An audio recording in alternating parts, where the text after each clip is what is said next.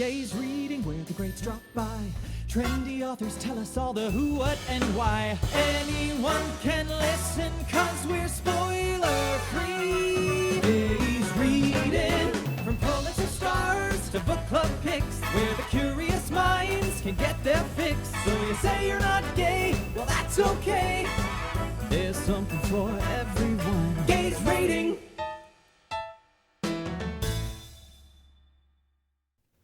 Hello and welcome to Gaze Reading, and today's episode, the special bonus episode with the November Gaze Reading book club pick with Allstora, the author Victoria Redel talking to me about her book, I Am You. To learn more about the book club, check out the link in the Instagram bio or the link in the show notes. When you join a book club through Allstora, you get your first book for $1. Allstora donates a children's book to an LGBTQIA plus youth. And this club specifically, every author is a member of the LGBTQIA plus community. And for a lack of a more articulate way of saying it, the profit share is so much better for authors on this platform than they are in most other places. So it's a really great way to support queer authors, to support Gaze Reading, and to support an online indie bookstore. So that's that about Allstora. Victoria's bio is in the show notes. I'm so excited for you to hear this. I'm so excited for you to read the book and join us for great conversations over on Allstora. Enjoy this spoiler-free book club conversation with Victoria Redel. I'm so excited because, of course, your book, I Am You, is the November Gaze Reading book club pick. So excited about that. I'm so excited about it. And listen, if I was only picking book club books by covers alone, this was a no-brainer. I think it's actually a challenge. Like, I've started thinking the cover's so beautiful that if the interior had just been like, oh God, this is really judging the book by the cover. She gets the cover, but not the soul. Then I know, that's very true. Well, I'll keep you posted because I haven't read it yet. No, just kidding. Could you imagine if I literally only picked books by their covers? That'd be great. So for the listener, for the folks who have not yet read it, what is your elevator pitch for I Am You? I have a hard time with that elevator pitch thing. Everyone does. You're not alone. So it's a book that takes place in the 17th century about two women artists. It's a portrait of an artist of two different ways of becoming. So one is a woman who's brought into from an upper class family, an artist who's trying to achieve beyond the levels that she's excluded from with men. And the other is a person brought into a family and as a servant, and then slowly is given the possibility of becoming a paint preparer, an assistant, an intimate to the artist, and then an artist in her own right. And with those two relationships, we have the complexity of what happens when or if the assistant exceeds the master, and all of the jealousies and competitions and ambitions. You say all of that, and yes, all of that is very true. And I think when anyone hears historical fiction, art, and very serious topics, they don't think funny. This book is also very funny. Thank you. Yes, the more I went into the 17th century, the more I felt I was in a contemporary time period. And I felt that to have some idea of the 17th century as these people who aren't bawdy, raunchy, sensuous, messed up, funny, full of spite, furious, nasty with each other, sexy with each other, would be really to just make the past look like it's an Epcot, like a Disney version of what being alive and human is. So I hope it's... And for that matter, if you just look at a photograph from 2025 and you look at like a serious moment in time right now, you don't necessarily think, oh, those people were funny. Like, you don't think that. Right. So when you look at something, if you look at a painting from the 17th century, you don't immediately think, oh, I wonder what they were like on a daily basis. But in fact, just as we do today, we need humor to survive. We are sarcastic. There are pieces of life that just don't go away. Hopefully, I think Yeah. that's true. The book is such a very specific commentary on gender and gender roles, but also the visual expectations of and what that means. What was that experience like for you putting that on the page? I loved it. I loved that a lot. I went into the novel knowing that Peter, Gerta, was going to be a girl brought into a family as a boy.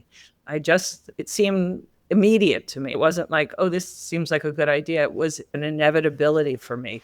And as soon as I had that, I knew that I was going to get to let Peter be Gerta, let Gerta be Peter, and that I did not need to fix somebody as one thing. And that was initially Peter's choices are not his choices. He's brought in one way, and when he becomes a woman, it's not by his choice that he becomes a woman. He's forced into it for other people's needs. But then he says, or they say, eventually I could be Peter and I could be Gerda for my own needs. That became really important for me. Plus, it was just fun to have him keep switching and moving through a culture and thinking about in a daily way how the advantages that moving through gives you on even a physical level, like what it is to be a boy and feel like you can move your body in certain ways versus how a girl feels she can move her body. But they have to keep learning and relearning the codes for each and then messing with them. Yeah, it's this sort of a comment on the costumes that we wear and the expectations that those bring to those around us. But also, it's this really interesting sort of balance of nurture versus nature, but also survival. And what does needing to survive and needing to succeed, and how does that play a role in those other pieces of life and how they all mix together? And what you were saying, they're learning from each of those parts of themselves and there is a fluidity about how they learn to present themselves to the world. When I was young, there was two events. One was as a young person, I saw in Greenwich Village, a rock version of Twelfth Night called Your Own Thing. And so I was an elementary school kid, and my best friend's parents took us to the play, and I was blown away by it. It was the first time that I saw that on stage, and I thought, that is so cool that she goes there and then she's a boy and he goes there. That just this switch. And then later in my life, I found myself reading and hearing some things about women who shipped aboard whaling ships dressed as men or served in armies dressed as men, again, for necessity, but also for the freedom of a kind of different life, for adventure. And I think in some of those cases, it wasn't it was about gender as opposed to about, for example, sexuality and the freedom that they had to go someplace that they would not be able to go as a woman. And so I loved that. Well, and it's interesting because even you saying that and just thinking about subverting expectations, you're giving examples of women dressing as men and going to war for adventure. Right. It's a very simplified version of what you said. But me thinking too, we don't really see a lot of stories of a man dressing as a woman for the sake of adventure. And I think there's something to that too. Curious why we haven't. I'm sure I can unpack all the reasons why we haven't seen that. But we'd be here for a couple of hours. I know exactly. You said it wasn't about sexuality, it was about gender. And the book is very queer. And yet not, but very, but not, but very. And I don't want to give anything away, but I think me waffling like that makes sense when you read the book and when you experience the book. What was putting that on paper like for you? Why was that important? I like it when characters have sex. I like when people have sex. Well, Yes. that's just a kind of and to allow. I think I wanted. I was interested in subverting expectations of the 17th century. So that's was a Mm, big piece of it. And Maria von Osterweg, although really like there are probably 5 details inside of this novel that are actual to Maria von Osterweg's life, but so little. But those are like the 6 details that are known about her life. So I really right. had a great deal of freedom. But one of the pronouncements that you'd say if you pulled up Wikipedia is that the reason why Maria von Osterweg never married was because she was so devotional and chaste. And I just thought, really? Is that really the Mm, only reason? And what was the proof of that? The proof of that is her art has so much religious iconography. Well, all of the art of that period of time, all of the still lifes, all of the Vanitases did. So that just seemed like malarkey to me. And then the other fact is that she had an assistant, Gerta, Peter Vinches, who was her assistant and paint preparer and assistant, and they lived together for a lifetime. It doesn't take much to start to imagine, firstly, the necessary intimacies of a maid to a master, for want of a better mhm. word, for her employer, but also the line at which that can shift. And for all sorts of reasons, for pure love, for desire, for manipulation, for any range of Mhm. possibilities. And homosexuality was outlawed in Amsterdam at that particular period of time, but we are don't have to spend 2 seconds of thinking to think were people gay. Yeah. Right. Why not explore it inside of a novel? Yeah. Why not let them have a robust, and also the other piece of it is that there's a power relationship immediately set up inside that book of employee employer or serve assistant and master painter, Mm, and sex messes with power in the notion that just it's unexpected what can happen, and it allows a power relationship to really change, possibly for some people. no, of course. And what's funny, something that we haven't taken the next step to talk about is, yeah, there is this relationship and it does manifest in all sorts of ways, including sexually, but there is this really intense devotion and dedication and symbiotic, complicated relationship and almost like a Stockholm syndrome Mhm. situation. And when that devotion becomes problematic versus understanding, well, I'm trying to say things in a roundabout way without giving anything away. It's hard. It's hard. Yeah. Well, at what point does a person's integrity rise up? Their sense that you can be devoted to someone and not lose your integrity, but you can begin to so entirely efface yourself that that you it becomes impossible. And many people do that for long periods of their life. But inside Yeah. of this book, we also have that person becoming an artist. And so she's beginning to develop a self that needs to be reckoned with and needs to be seen as who she is, not Hmm. only as who she cares for. Sure. And it's interesting the way that the codependency sort of seeps into each other, Mhm. where it's, can I be such a good painter without my assistant? Can I be a good assistant without the master? Right. And at some points, you're like, I just want to shake Goethe and say, what the hell are you doing? And yet you also understand and feel. So it's very Yeah. complicated.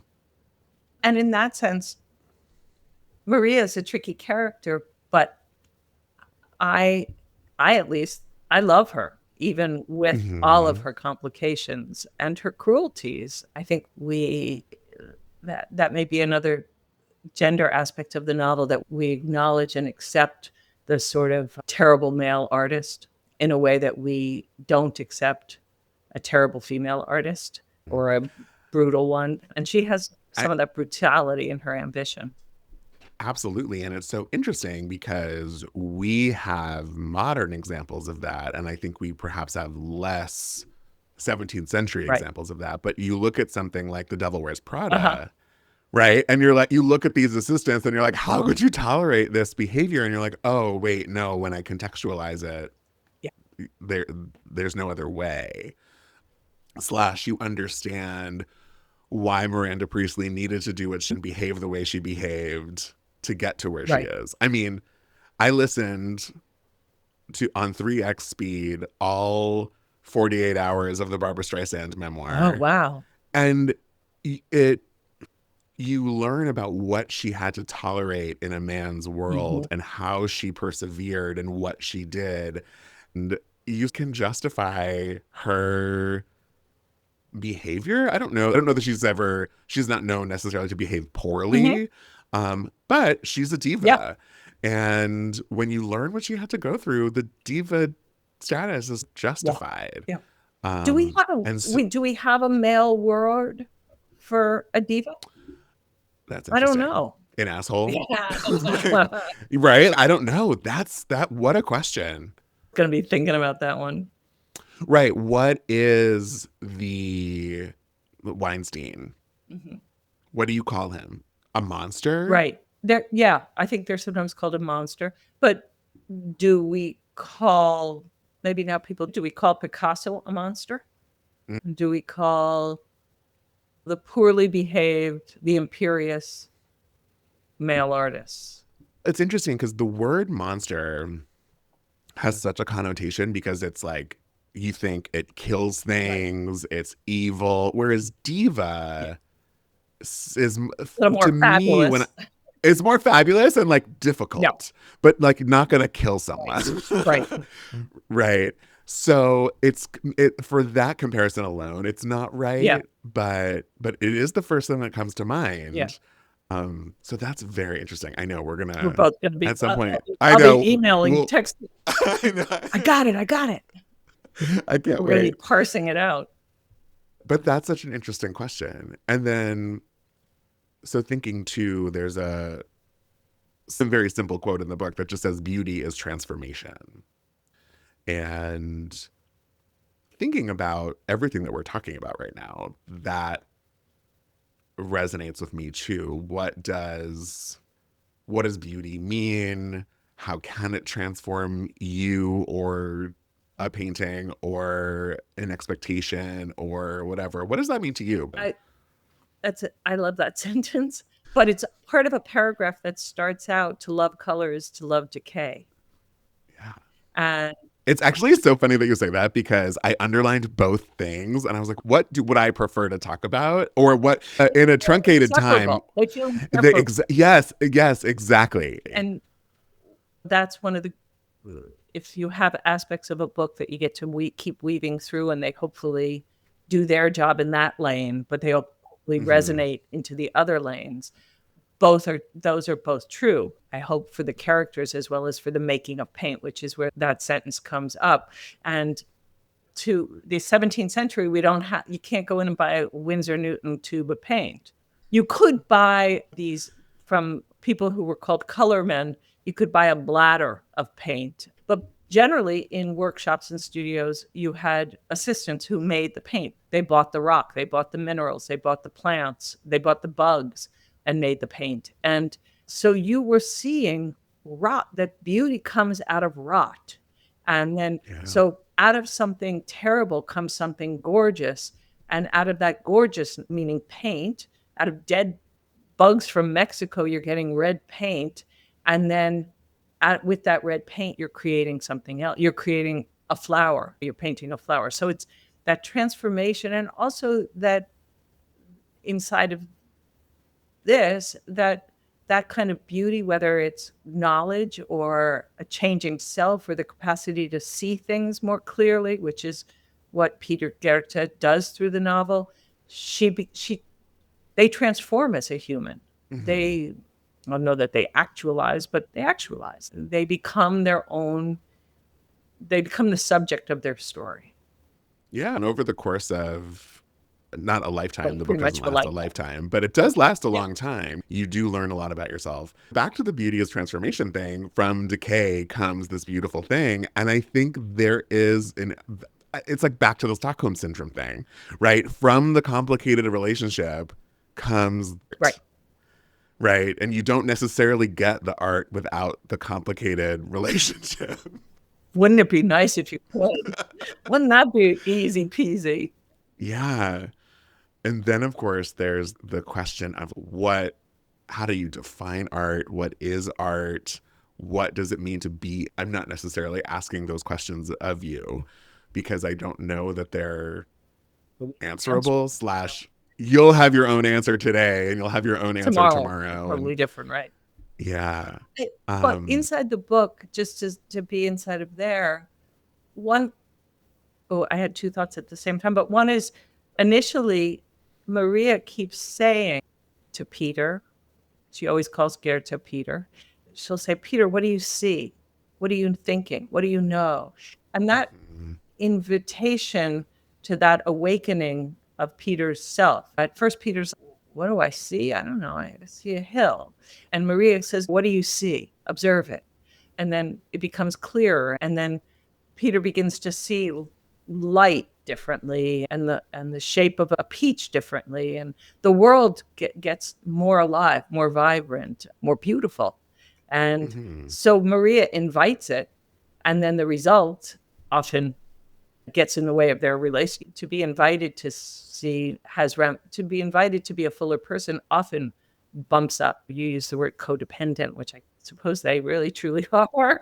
And it bucks against their codependency. It bucks against, she invites that of Peter, but the result doesn't necessarily work so well for Maria.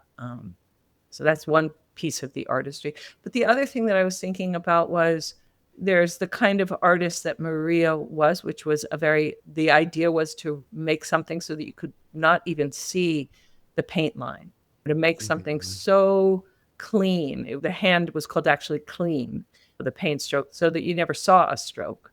And that was becoming more and more the a la mode, the painting of that time.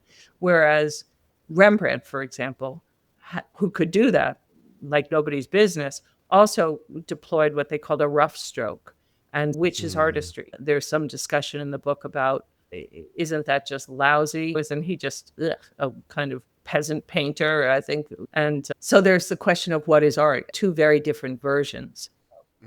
So it's a way that we could be talking about what is an artist for years. And come up. Yeah. It's so funny that we're talking today because just by happenstance, my husband and I were at the local art museum yesterday. And I didn't even think about it until this moment. What a weird coincidence this is. But we were looking at various paintings, and some were these beautiful, quote unquote, realistic landscapes. And you stand far enough away and they look like photographs. And you get closer and you can see the brushstrokes. And we boiled it down after a long conversation of like how incredible that all of this is really shadow and light and sort of things that we're experiencing on a daily basis and what gives something dimension and texture. And I'm using that comparison because so much of what they're painting in IMU is realism. And so it made me think too about the conversation of a portrait versus a still life. Yeah. Can you talk about the differences between those? Let's see if I can. They were both still life painters, or they painted what are called also vanitas, which is like a tableau, like the table with sumptuous grapes and what is it called? The sands of time, like the hourglass and sometimes a skull. All of them had meaning, but those were usually commissioned by a wealthy person really to show their goods, like the gold vase and the this and that. But then they throw in all the religious things to say, yes, I know this is all fleeting and soon I will be at death's door and I will have none of my worldly goods. But look at them all. Look how great they look right now. And women were, again, they were excluded from the guild, the Painters Guild, but they were also not allowed to be part of the sessions that men had where they painted the figure. There are a couple of female artist that a little bit earlier, Artemisia, I forget how to pronounce her last name, who painted the figure. But I there part of it in that period of time in the still life was the love of goods. All the flowers that they're painting are most of them are imported. The tulip was an imported flower. So and the bouquets that they're painting are not like all spring flowers or all summer flowers. It was partly the decision to paint flowers that grew in different temperatures and from different places. So it was saying to those people, like when we look at a still life as a kind of boring thing, a bunch of flowers in a vase. But for them, it spoke to the period of time they were living in and the vast travel that was happening. That daily into the ports of Amsterdam were coming all of these goods. The portrait was saying, I'm going to commission you to paint the portrait of myself and my wife, and you're going to see our rubies on it's going to be a status piece. It says something about who we are and our class and wealth.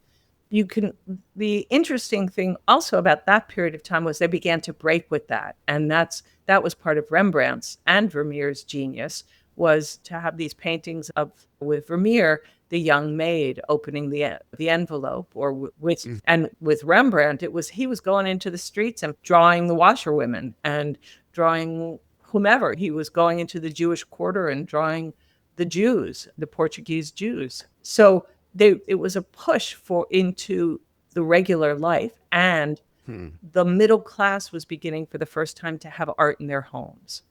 So they were getting these little small pictures. Did I answer your question, or did I go far away? No. What's so interesting to me as a reader and not an art scholar, I almost interpreted, I talk about symbiosis in this conversation a lot now, but this sort of, as an artist, what it means for you to paint a portrait versus what it means for you to paint a still life, and how my interpretation, some of it is a reminder of what your priorities are when you're painting, and what you're trying to elevate and who you're painting it for. And it really made me think too about the audience of art, and something that I hadn't ever really thought about before in terms of not just the literal differences, but also the meaning of and how they can be interpreted, and particularly in that time. Painting, I suppose, maybe I'm going to say this and maybe we'll disagree with it after I say it, but to especially in the book, when a portrait, there is a moment in the book where a double portrait gets painted, and that's a relational moment, right? So the painter winds up having some sort of vibe, some feeling, a relationship with the person that they're painting, where you're reaching into the soul of that person. I guess maybe it's true that when you paint a flower, you're feeling the essence of flowerness, the essence of the soul of the tulip. It's a little, but I think it's different than when you paint in the relationship between the artist and the subject. There's something going on. Absolutely. And I think I'm thinking what happens later, right? When an artist paints a flower, sure, they might not be tapping into the soul of the flower, but if it is the most beautiful flower they saw on their walk that morning, the most beautiful day of the season, and they're never going to experience a day quite like that, how to convey that through the flower, right? Versus you're painting a diva, you're painting a monster, and how do you remove that from the painting so that the viewer, your patron who's commissioning this painting doesn't see the pieces that they don't want to see, or that the audience, the viewer, can interpret it in a way that is a positive thing or whatever, right? So there is, and that's, I think, what I find so interesting. Whereas a still life is, while again they're not tapping into the soul of the thing, but they are able to, again, my interpretation, they are able to capture its truest Yeah. versus a portrait, you're giving them what they want. Maybe you're sneaking in some other stuff, but you're probably giving them what you want because there it is. The bread and butter is you're getting. Well, it's funny. It's like the 17th century equivalent of a filter. Yeah. Well, you're not Right? painting all the double chins. You gotta. Just one. It's still real, like quotes. So you talked about how at that point folks were owning art, or art was in their home. And I think one of my favorite lines / epiphanies in the book is that art is and not ownership when it's in our home. And it's such a beautiful way of democratizing art, but also we can't take it with us. Right. So once we're gone, the art still and can go elsewhere. And so it spends its time with us and is under our protection until we're gone. Until we're gone. And that's true, I think, of books, of paintings, of all sorts of things. I have a very complicated feeling about folks who, let's say, own important pieces of art in their homes and in their private collections, because it becomes about status, right, and not about sharing the art.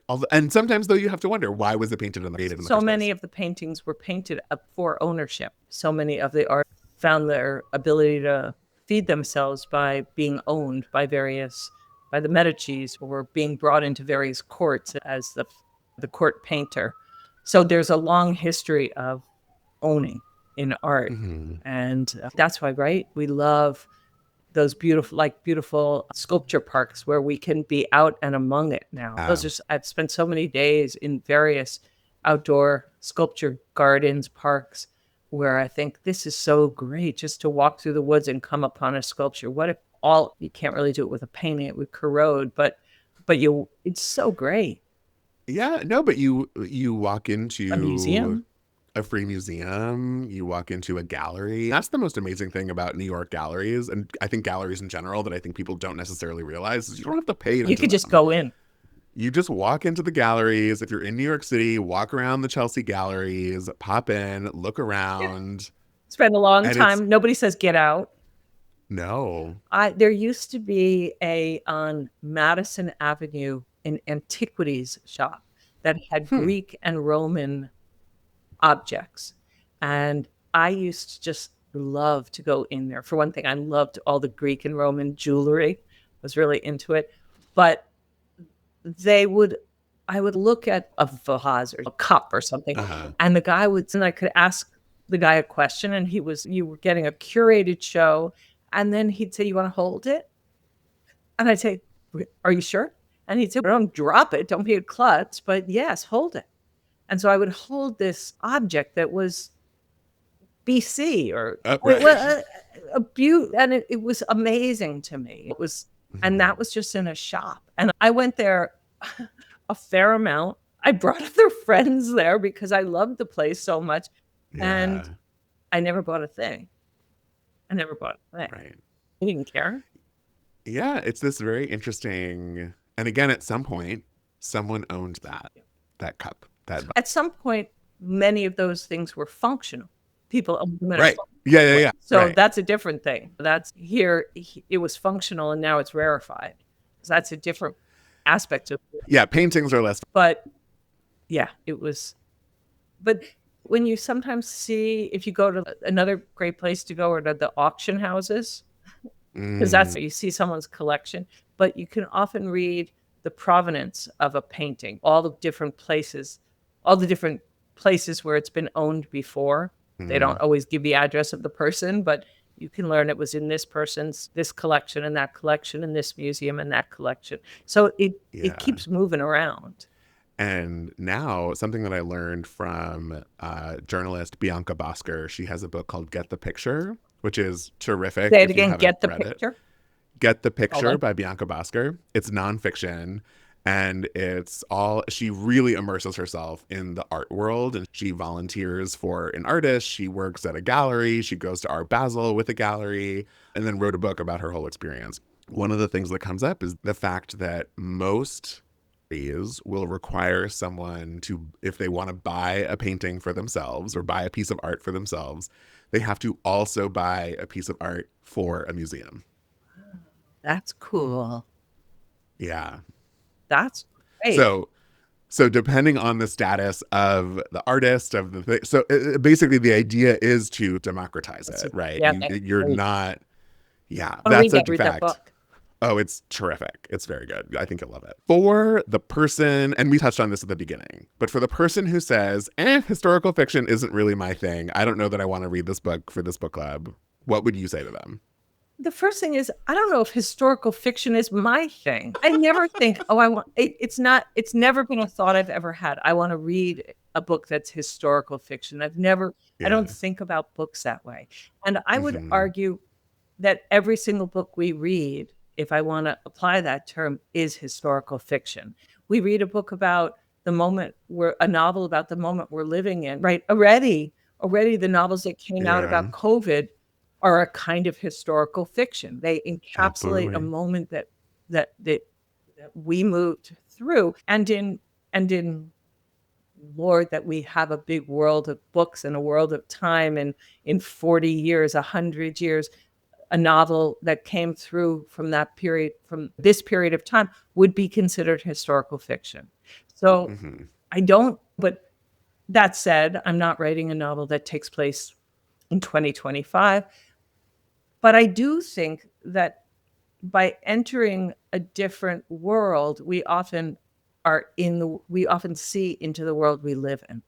And Hmm. and we get to do away with received ideas about uh, the world that was, versus I think we have in some sense either superiority, a sense like, oh, they didn't even have that, and they didn't even have actual flush toilets, and look what in a much more amazing world. Yes, there are many things that have advanced, but there are many ways in which that world was as complex and rich and beautiful as the one we're in. Yeah. To me, it's like saying I don't want to read a book that takes place in another country. Listen, I don't disagree with you, So but it sometimes is hard. It's hard to look past or to tap into differently. And there's something to be said about just imagine it takes place now, because in the universe, there are ways that it could, unfortunately. I'll tell you this, though, and the other side of it, I wrote this book in the number of years it takes to write a book. I wrote this Hmm. book, a lot of it during COVID, during lockdown, Mm. and then in whatever the semi-lockdown we lived in for a while, when we all thought Sure. we'd never shake hands, we'd never kiss other people again. I remember someone saying, "I think kissing someone when you say hi to them that's over with." Like, that's not over with, dude.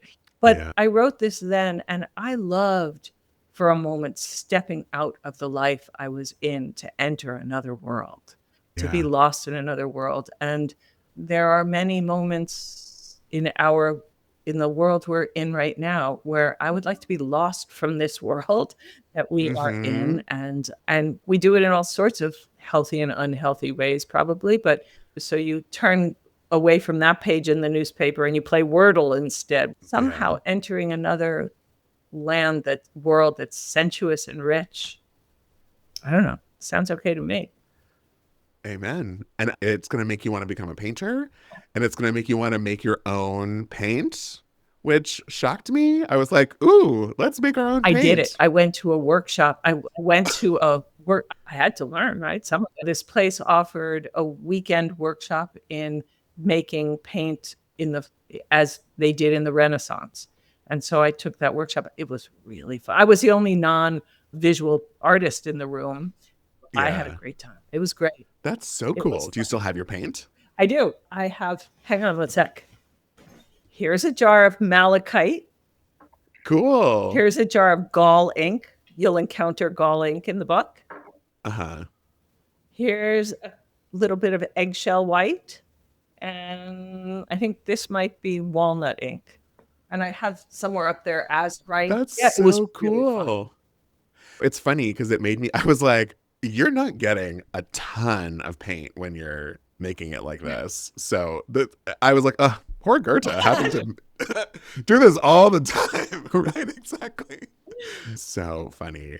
Everyone, get your copy of I Am You by Victoria Redel. Not only is it out now, but you could join the Gays Reading Book Club through Allstora. The link is in the bio and in the show notes. I loved it so much. If you read The Safekeep and like The Safekeep, this is like a cousin of that book. There's a similar vibe. And I can't wait for everyone to read it because I loved it so much. Thank you so much. Thanks for this. So much fun to talk to you. So much fun to talk to you. And the cover is going to look so good on your shelf. So that's the bonus. Yeah. I saw it in a bookstore for the first time yesterday. It looked really good. I was like, so exciting. In the wild. Everyone, get your book, join the book club, join the conversation, have so much fun. And Victoria, congratulations. Thank you so much. Thanks.